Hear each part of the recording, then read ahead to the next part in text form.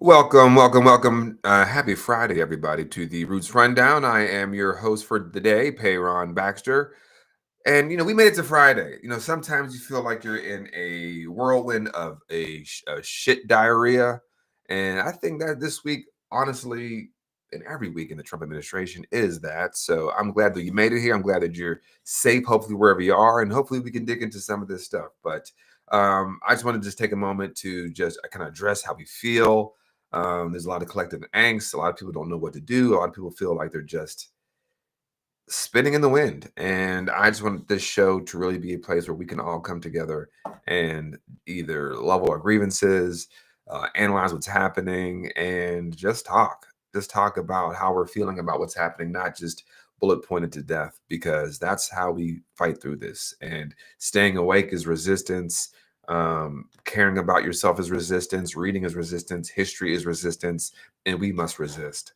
We must resist every single day. They want us to be bogged down. They want us to be consumers. They want us to run up the credit card bills. They want us to go on the trips. They want us to go, buy all the bags and purses and Gucci belts.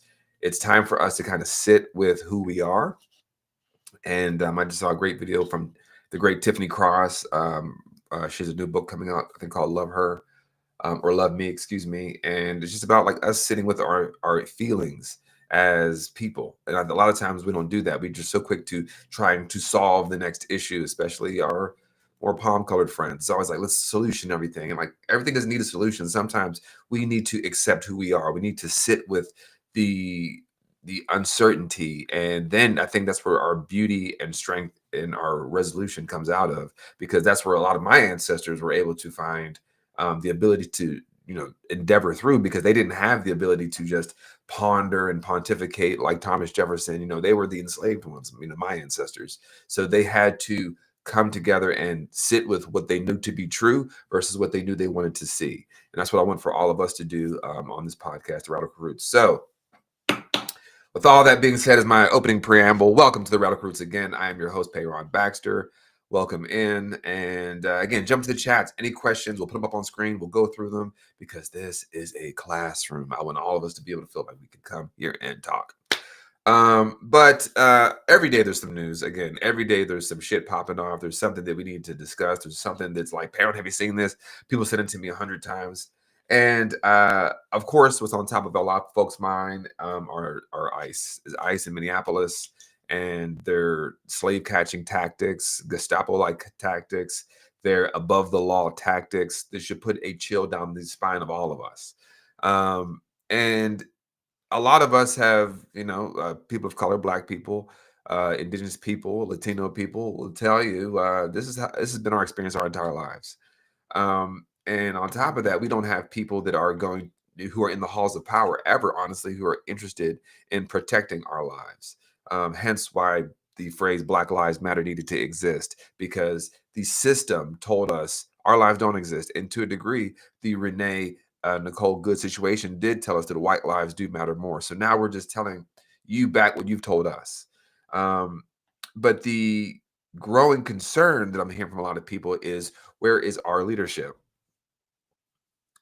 Those who hold power currently, or trying to get our power, what are they doing either mitigate some of this violence, to assist us, or even put forward the right rhetoric? And dare I say, a lot of the folks who are in halls of power, who are in tailored suits and marble clad rooms behind mahogany desks, are failing us.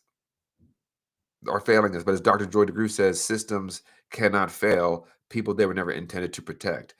Systems get the outcomes they are designed to get. These systems that we're seeing, systems of the Congress, our police system, our education system, our system of the economy, all these things, they're not failing. They're supposed to do this, right? Capitalism is a system that requires busts and booms. So while people are like, oh, the economy is failing, it has to fail. It has to fail for the wealthy to hoover up all that money for you to become, pliant labor again. The electoral process is supposed to happen, right? Where people don't have access to the ballot, right? Where here in North Carolina, they've taken away polling places from UNCG, A&T, and other colleges for young people, and specifically Black young people. So these are systems by design by people who are insecure, who do not want a level playing field, who cannot withstand a level playing field. We know this is the people. We know this is not right. We know there is no level. You can't out organize systemic oppression. I just want to be very clear about that. A lot of people just get more Black people to vote, just register more people to vote. You cannot out organize systemic oppression. We need people in power to change their mind, right? The concept that, like, Martin Luther King's birthday was yesterday. We're celebrating the holiday on Monday. And someone had said to Martin that you cannot legislate hate. You can't legislate hate away. And he said, I'm not trying to. I just want there to be a consequence for that hate. I want there to be a consequence for that discrimination. I want there to be a consequence for you trying to make me a second class person. And in the 70 years since, we have almost forgotten that, just to embrace this level of toxic peace that we're living in. This is the idea that we're post-racial. We're post-racial. You had a Black president for 2 terms. We're post-racial, but he's running an empire that is inherently built on genocide and chattel slavery. So it doesn't matter who's at the helm of the racist ship. The ship itself is still racist. Hence systemic racism. So as we're talking about Minnesota, and as we're talking about those in leadership who are supposed to come save us, I want you guys to see how y'all have heard me say this before. There are no such thing as brave white men. You can't point me to one. You can't say, well, that's a brave white guy. That guy, he's a brave white guy. They're not. They're unwilling to challenge and unlearn that they're white. That means they're unwilling to let go of the system that still supports them. Doesn't mean you're not poor. Doesn't mean you don't struggle. That's not what that means. It just means that you do not have to worry about any obstacles due to the color of your skin. And you can't point me to a white man that does it. Even Tim Wise, Jolly Good Ginger, you name it. These people still benefit from this. So, but here is a more even lesser version, because again, I know there's a spectrum. It's not like it's a binary, but this is Mayor Jacob Fry, mayor of Minneapolis, who was on Fox News and he got boxed in. And this is, again, it proves my point again, but check this out. I think at the end of the day, let me get you on record, Mr. Mayor. Do you support abolishing ICE? Not support abolishing ICE. ICE? I do not support abolishing ICE. However, I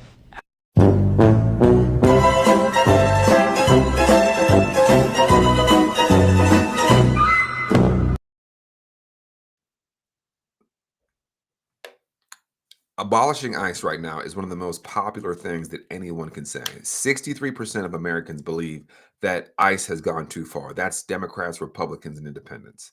63% of Americans believe ICE has gone too far. 45% of Americans believe we should abolish ICE. 42% believe that we should keep ICE, with, of course, there's a delta in the middle, which means that it's a winning issue all the way around. But for some reason, we don't have these elected leaders like Jacob Fry, who is the mayor of Renee Good and her family, and now her orphan children, to say, no, we need that police force that is unaccountable, that will shoot you in the face and call you a fucking bitch. We need them. Gotta have them. Gotta have them. They serve no purpose. They serve no purpose. At the end of the day, ICE shouldn't be anything more than a clerical administrative job. It should be a desk job. It should be a desk job. If they were serious about going after the violent criminals, why don't they start at the jails?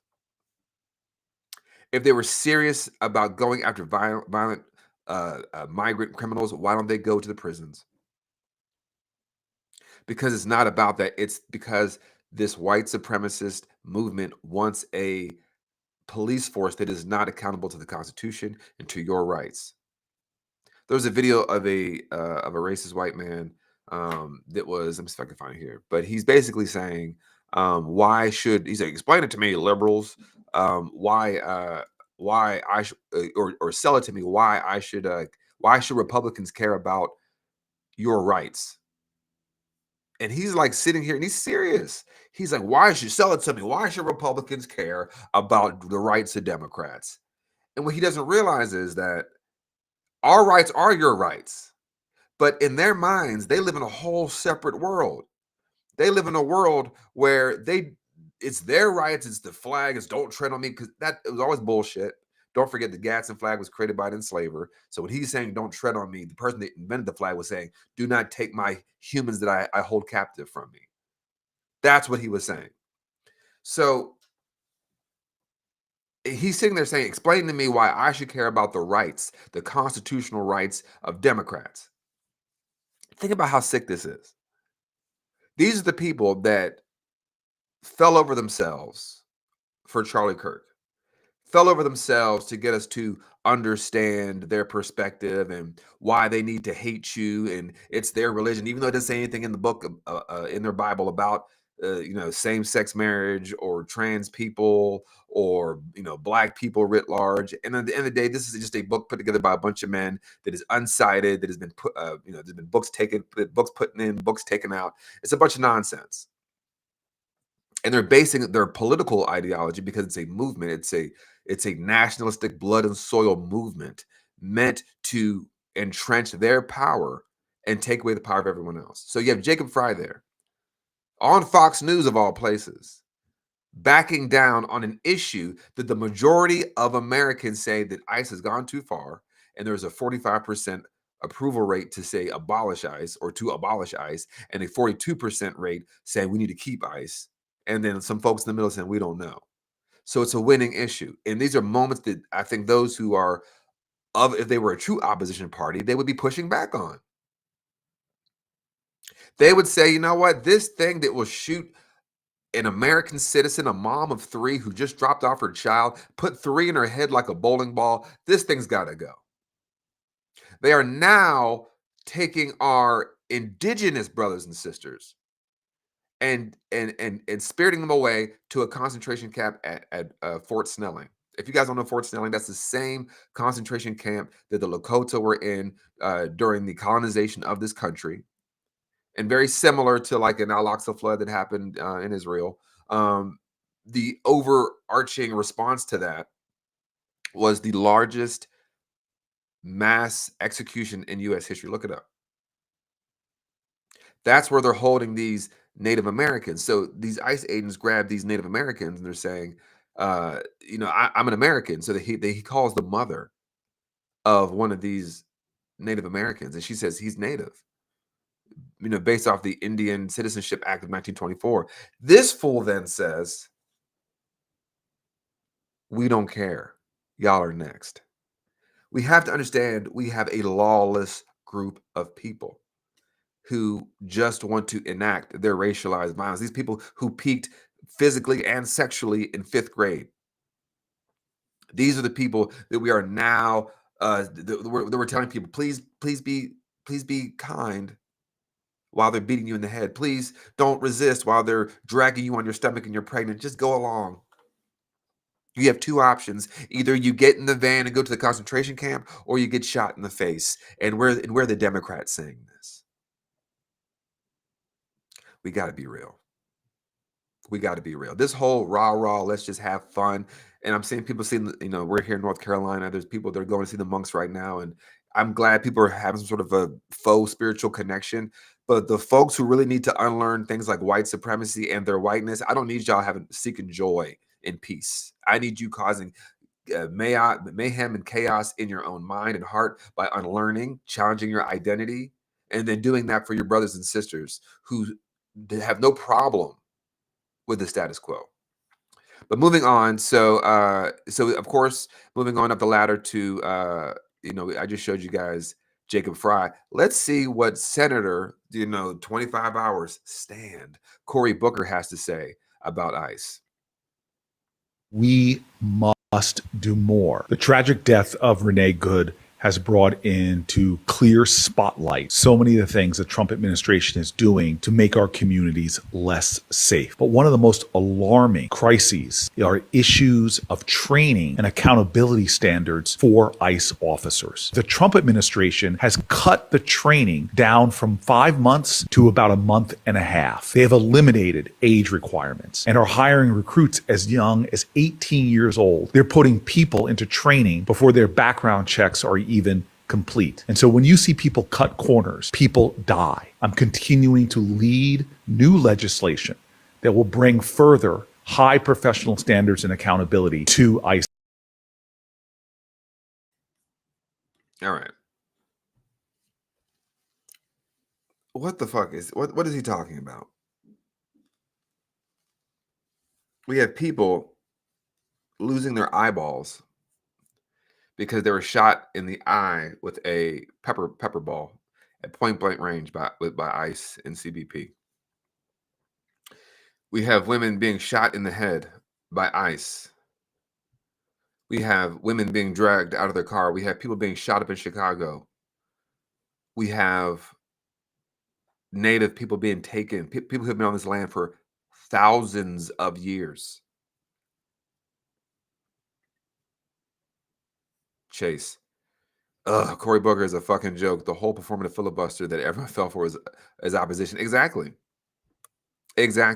That is what the Democratic Party is. They're stuck there, unfortunately. They're stuck in this moment where the most they can offer is the kente cloth taking a knee with the fist up. That's what we got.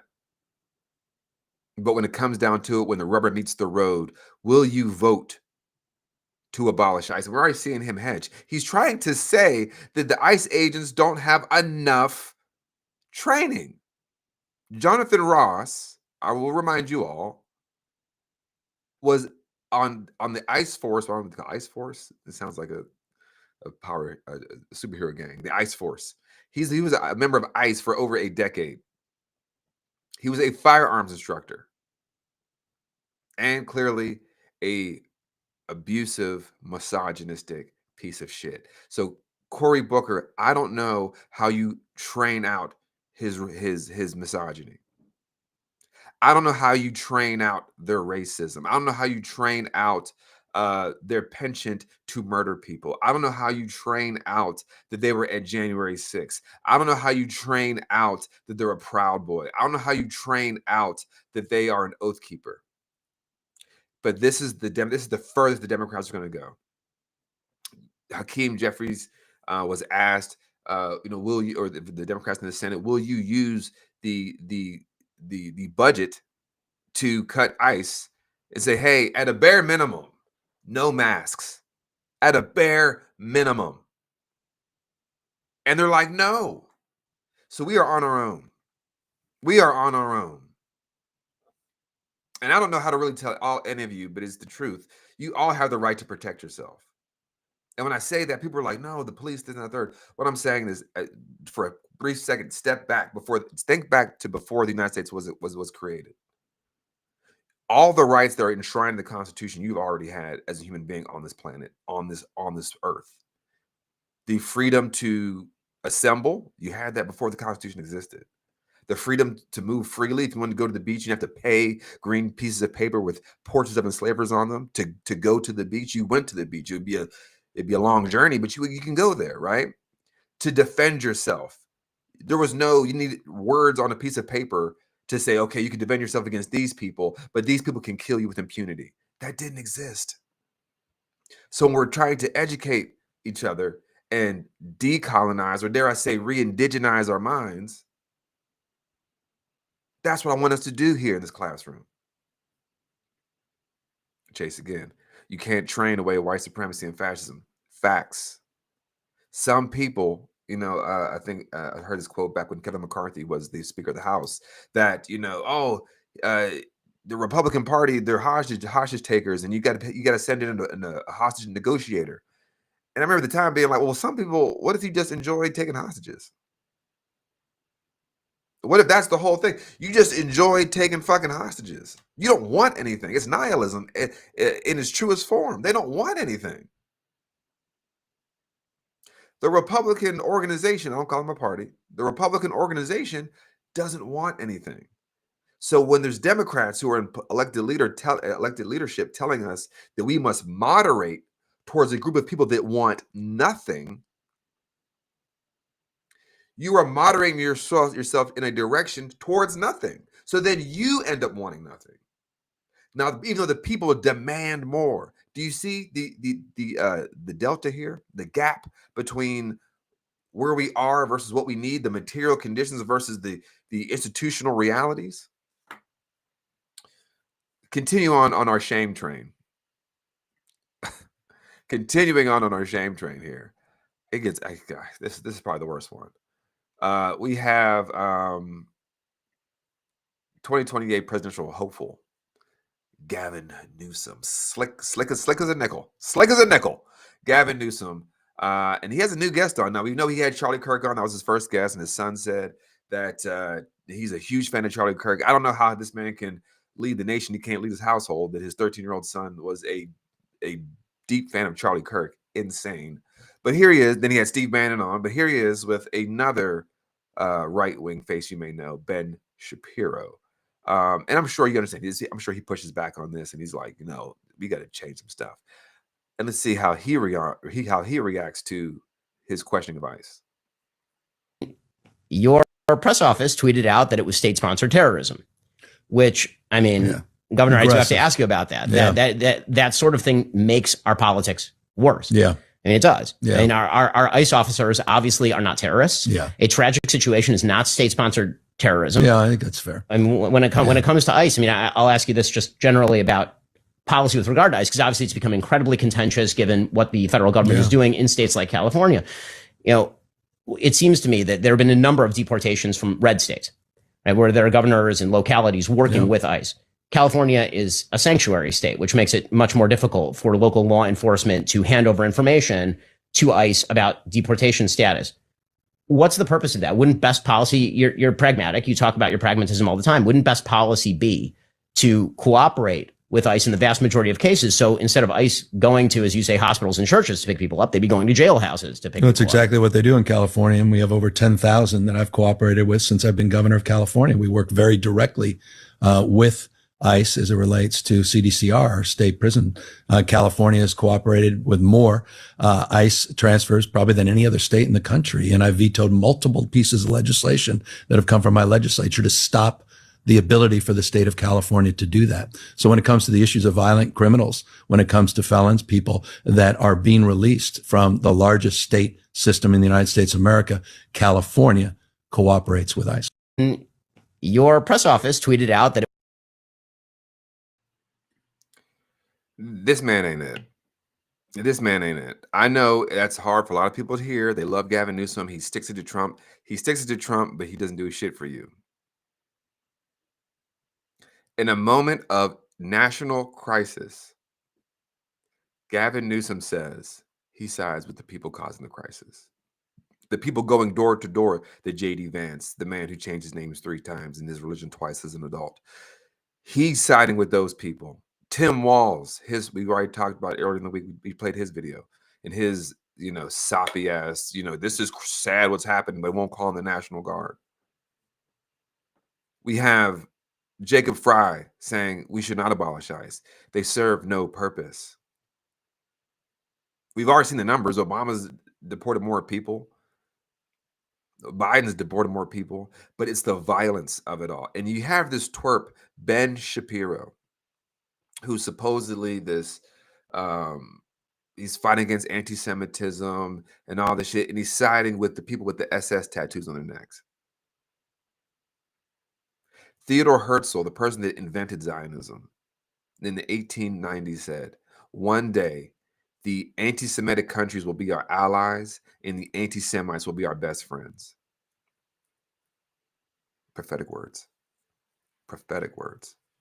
Ben Shapiro, that piece of shit who said he couldn't get his own wife's pussy wet because when he heard the song WAP, he had to go ask his wife, who's a doctor, why Meg Thee Stallion and Cardi B's pussy got wet. And she said, oh, they must have a condition. Basically on television, basically on live streaming, saying, oh, I've never got my wife wet. that's the person we're going to listen to. He's a nationalist. He's a Zionist nationalist. That's what we saw there. And we have people like Marco Rubio, who's a Christian nationalist. They're aligned in their nationalism. They have a hierarchy of humanity. These are Democratic leaders. These are Democratic stars. Tim Walz, Jacob Fry, and Gavin Newsom. These are people that are supposed to be the talk of the town, the hot shit. Weak as fucking baby shit. Chase again. I want to shake so many white gays who have become enamored with this fucking clown. Agreed. I'm assuming you're talking about Gavin Newsom. And again, he's a good-looking guy, slick guy, but he's not for the people. He is not for the people. No question. He is not for the people. He's not for the LGBTQ. He's not for black people. He'll say things like, oh, woke is against racism, but he's not going to stop the machinations and the institutional power which oppress all of us. I thought this was after I played you Jacob Fry, I played you Cory Booker, and I played you Gavin Newsom, and I think this is a really good analysis of all three right here. What the flick is this guy flicking saying? What's flicking going on? This is crazy. Has Blow read the flicking Constitution? Blow is out of his flicking mind. Mr. President, turn down the flicking temperature right now. Turn down the flicking temperature right now. Blow literally thinks he's the king. Awkward. This is freaking awkward. Mr. President, take this ratio. Mr. President, you can't shoot people. I'll see you in freaking court in a year. To my Americans under attack. Good freaking luck, Blow. You freaking got this. That guy's like freaking Darth Vader, and you're Luke Skywalker. I'm not going to help you at all. Guys, I know it's really tough when you're being killed and everything, and kidnapped, but please be peaceful. Peaceful is so important, and I am not going to send the National Guard or use local law enforcement to protect you. Sorry! Spot on. Spot on. I mean, tell me those are not any of the, I don't care. Honestly, at this point, it could be your local Democratic leaders, it could be the state level Democratic leaders, or your federal ones or your ones in elected office. No one is actively and honestly interested in pushing back against a literal slave catching apparatus, Gestapo-like organization that has no hesitancy to murder any of us. And the only people that have been right about this stuff are the leftists, are the black people. And I'm fucking tired of people trying to tell me. I mean, look, I get it. I read a lot of books. I know a lot of shit. But like, also my experience of living through white supremacy, I know what the fuck is going on. And people still want to be like, no, well, have we tried talking nicely to them? And it's like, fuck them people. But I think what it is really hard for a lot of y'all folks, you European Americans, of seeing the enemy within yourself. You've been conditioned your whole lives to see yourself as the hero. The Canadian philosopher talked about the invisible backpack. Google that, y'all. Google the invisible backpack.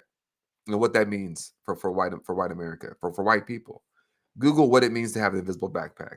When you turn on the TV, you see people like yourself. You see a billboard, you see people like yourself. You see the news. You hear your interest and your perspective, supposedly your interest and your perspective, held at the center. While everybody else is marginalized, everybody else is dangerous, everybody else is coming for you, everybody else has a higher rate, but it is not true. And that is what has strangled this country to this point. We are gasping for air. And we are being beat down with reformation or restoration. We're gonna bring back peace in this country. Some of us never had peace. We were fighting for peace.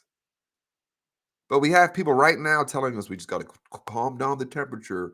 People are being shot in the face. I can't get any more graphic than that. With her black Labrador in the back seat. I know Christy Noam don't give a damn about that because she done shot her dog and her goat. So, of course, she's going to look at Renee Nicole Good as a terrorist because how they protect that dog? Shoot that dog. And I hope the ICE agent would have shot the dog. That's the level of psychopathy. These people will allow the entire country to break as long as we have a white man at the helm. Some of us, we can't do anymore. What do you mean, Payron? We all got to come together. Sure, I hear y'all now. You told us to do the voting. Okay, we did the voting. Get the jobs, got the jobs. Get the degrees, we got the degrees. They're slowly peeling all that back, and we're still targeted, and we're still demonized, and we're still murdered, and we're still over surveilled and over incarcerated. We're still, we're still exposed to environmental racism, high rates of cancer, misdiagnosed. At a certain point, stop telling us what we got to fucking do. It's time for people to wake up. People who have been asleep their entire lives. Their grandparents were asleep. Their mothers were asleep. Their fathers were asleep. They've been asleep. Their children who are now in their 20s, they're asleep. It's time for y'all to wake up. There's nothing else we can do. And you don't want to be a pick-me. You don't want to be a pick-me. Just real quick before we get out here on the international stage. Here is Maria Corina Machado post giving Donald Trump her Nobel Peace Prize. Maria, did you offer to President Trump your Nobel Peace Prize? I presented the President of the United States the medal of the Nobel Peace Prize, and I told him this. Listen to this. 200 years ago, General Lafayette gave Simón Bolívar a medal with George Washington's face on it. Bolívar since then kept that medal for the rest of his life. Actually, when you see his portraits, you can see the medal there. And it was given by General Lafayette as a sign of the brotherhood between the United States, people of the United States and the people of Venezuela in the fight for freedom against tyranny. And 200 years in history, the people of Bolivar are giving back to the heir of Washington a medal, in this case a medal of the Nobel Peace Prize, as a recognition for his... All right, pick me. So she gives Trump her Nobel Peace Prize, and he still doesn't pick her to run Venezuela. First of all, he can't decide who runs Venezuela. Just be very clear about that. He can't decide that to begin with. We just have to start living in reality. We're sitting here like, oh, Trump, he doesn't know where the fuck he is right now. He is sundowning by 3:30 every single day. He is farting himself awake. His brain is leaking out of his ears. He's still smearing on bronzer on his fucking face. He still has his hair looking like spun sugar. This person is dying in front of us. He does not dictate shit. But she's a pick me. And what they don't realize, no, there's a picture of her with Trump holding the Nobel Peace Prize. And I saw some of the mainstream media saying that Trump got a Nobel Peace Prize due to it being given to her given to him from Maria Corina Machado. The Nobel Peace Prize committee had to say they're non-transferable. And the first one, it doesn't make sense. It's like saying, I twisted LeBron James' arms to give me one of his championship rings. Now I have a championship ring. I made Taylor Swift give me one of her Grammys. Now I have a Grammy. That's not how it works. A strong arm Leonardo DiCaprio for his Oscar. Now I have an Oscar. It doesn't but we're sitting here, but that's what power is, Power is the ability to change. The power was the quote is power is the ability to write your own reality and then get others to believe it. That's what power is. Power is the ability to write your own reality and get others to believe it. So we have to start living in reality like this shit is fucking crazy. And all this shit to ignore, to distract people from the fact that the largest theft has been taken against all of us. Our tax dollars given to the parasite class. the Elon Musk, the Jeff Bezos, the Reed Hastings, or the Reed Hoffmans, the Larry Ellisons of the world, the Peter Thiels, the worst and ugliest fucking billionaire class we've ever had. We thought we have some cool billionaires to run the world. These are the lamest, loserist billionaires, and that's who Trump is trying to distract you from. Oh, you can't eat. We had the ag secretary talking about you for $3 you can get a piece of chicken, a piece of broccoli, and a tortilla for $3. These people do not live in your world. They do not live in the world of the average person just trying to strive and survive and thrive. It's fucking ridiculous. It's fucking ridiculous. Kara's right. Another pendeja. She's a sellout, as Steve says. 100% correct.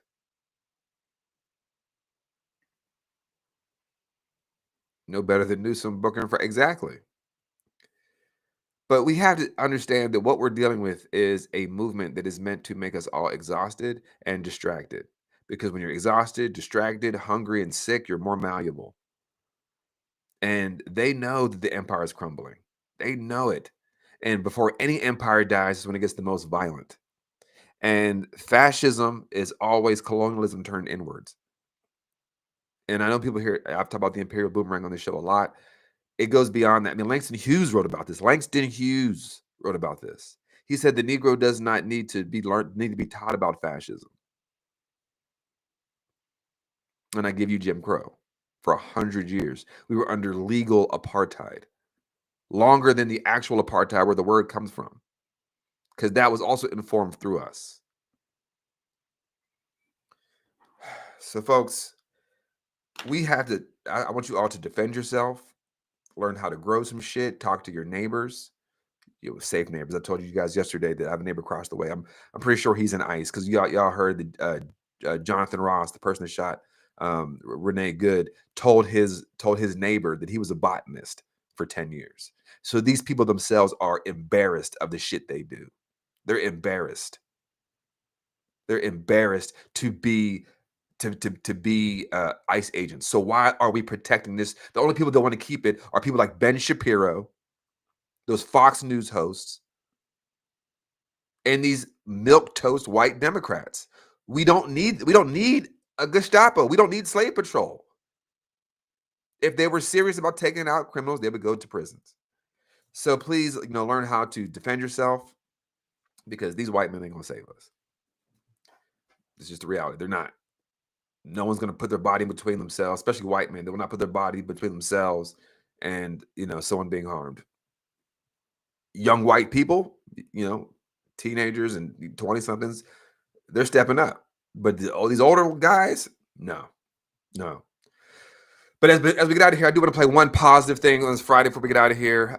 Bad Bunny, as we talk about Latinidad, who, as you guys may know, is performing at the Super Bowl, dropped a ad today for his Super Bowl performance. And I don't know why, when I saw it, it made me tear up.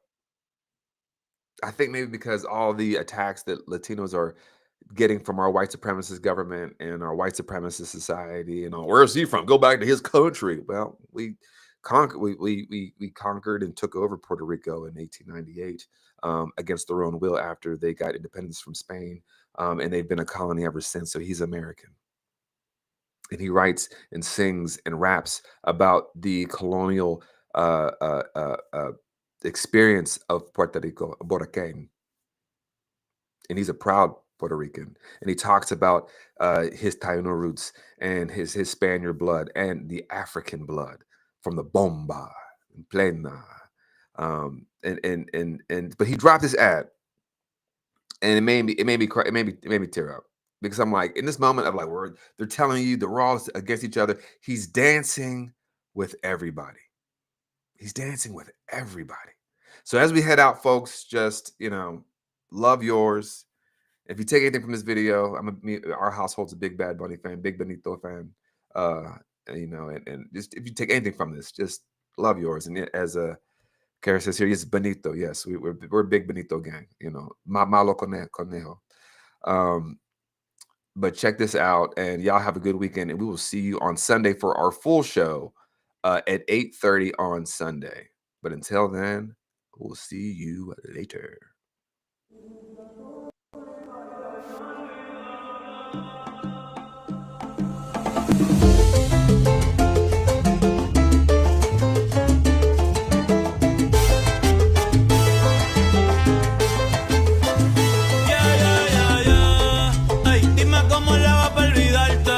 Hay un paso nuevo que quiero enseñarte. En la noche ya ni